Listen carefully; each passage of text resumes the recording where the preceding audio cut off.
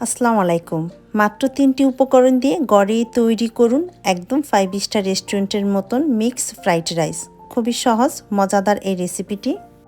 হুট করে ঘরে মেহমান চলে আসলে কিংবা বাচ্চাদের টিফিনের জন্য মাত্র 10 মিনিটে চট জলদি যে কেউ তৈরি করতে পারবেন এই মজাদার খাবারটি। আশা করছি রেসিপিটা ভালো লাগবে সবার। তো চলুন দেখে নেওয়া যাক কীভাবে তৈরি করতে হয়। রাইস রান্না করার জন্য চুলায় একটি প্যান বসিয়ে এর মধ্যে দিয়ে দিচ্ছি 2 টেবিল চামচ পরিমাণ অলিভ অয়েল। রেগুলার রান্নার তেলও কিন্তু এখানে ব্যবহার করা যাবে। তারপর দিয়ে দিচ্ছি 2 কাপ বাসমতি চাল, তবে আপনি চাইলে সুগন্ধি পোলার চাউল দিয়েও এই রান্নাটা করতে পারবেন। এবার চুলার আঁচ মিডিয়ামে রেখে 4 থেকে 5 মিনিটের মতো তেলের সাথে চালটাকে ভেজে নিতে হবে। 5 মিনিট চালটাকে তেলের সাথে ভেজে নেওয়ার পর এর মধ্যে দিয়ে দিচ্ছি 2 টেবিল চামচ light soya sauce. Barbecue sauce দিয়ে দিচ্ছি 2 টেবিল চামচ। এখন সসের সাথে চালটাকে খুব ভালো করে ভেজে নিতে হবে, এই চালটা ভাজা হয়ে কালারটা চেঞ্জ হয়ে আসা পর্যন্ত। বেশ কিছুক্ষণ চালটাকে ভেজে নেওয়ার পর এর মধ্যে অ্যাড করে দিচ্ছি 2 কাপ পানি। আর এই চালটা ভেজে নেওয়ার কারণে কিন্তু রাইসটা একদম নরম হবে না, কিছুটা শক্ত ভাব থাকবে।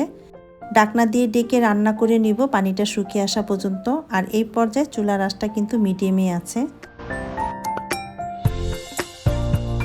প্রায় 10 মিনিটের মতো সময় লেগেছে পানিটা শুকিয়ে রাইসটা হয়ে আসতে। এখন আমি এটাকে চুলা থেকে নামিয়ে ডেকে রেখে দেব যেন রাইসটা একদম ঠান্ডা না হয়ে যায়। এবার চিকেন রান্না করার জন্য প্যানে দিয়ে দিচ্ছি 1 টেবিল চামচ পরিমাণ অলিভ অয়েল। তারপর এই তেলের মধ্যে আমি 200 গ্রাম চিকেনের ব্রেস্ট কিউব করে কেটে দিয়ে দিচ্ছি। এর মধ্যে দিয়ে দিচ্ছি 1 চা চামচ রসুন বাটা, চাইলে এখানে রসুনের পাউডারও ব্যবহার করতে পারবেন। 1/2 চা চামচ দিয়ে দিচ্ছি আদা বাটা, এটা অপশনাল, চাইলে স্কিপ করতে পারেন। 1/2 চা চামচ দিয়ে দিচ্ছি কালো গোলমরিচের গুঁড়া। 1 চা চামচ দিয়ে দিচ্ছি লবণ, এখানে কিন্তু সাদা গোলমরিচের গুঁড়াও ব্যবহার করতে পারবেন। এখন চুলার আঁচ মিডিয়ামে রেখে মাংসের সাথে মশলাগুলোকে নেড়ে চেড়ে মিশিয়ে এটাকে রান্না করে নিতে হবে চিকেনটা সিদ্ধ হয়ে আসা পর্যন্ত। চিকেন তো এমনিতে অনেক নরম, সিদ্ধ হতে বেশি একটা সময় লাগে না। এখানে আমি কোনো এক্সট্রা পানি ব্যবহার করছি না, মাংস থেকে যে পানিটা বেরিয়ে আসবে সেটা দিয়ে এটা সিদ্ধ হয়ে যাবে।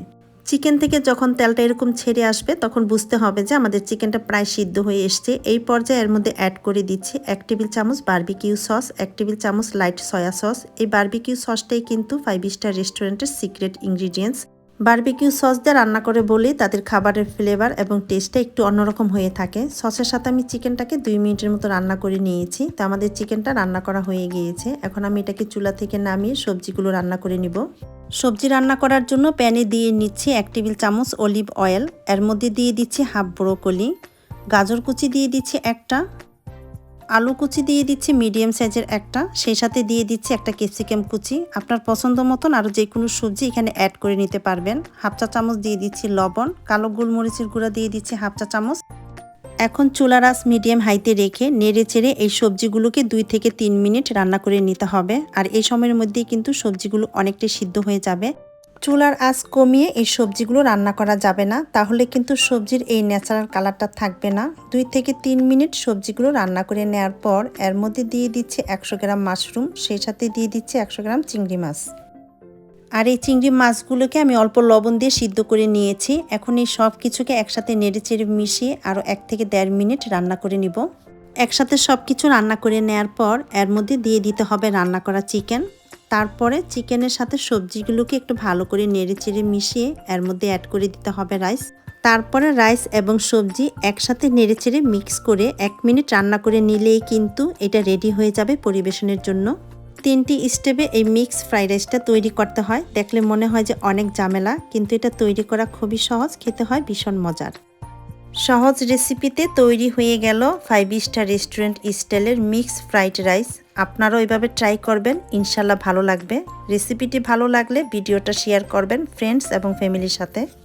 আর এরকম সহজ মজার রেসিপি পেতে চ্যানেলটি সাবস্ক্রাইব করে সাথেই থাকবেন। সবাইকে অনেক ধন্যবাদ। আল্লাহ হাফেজ।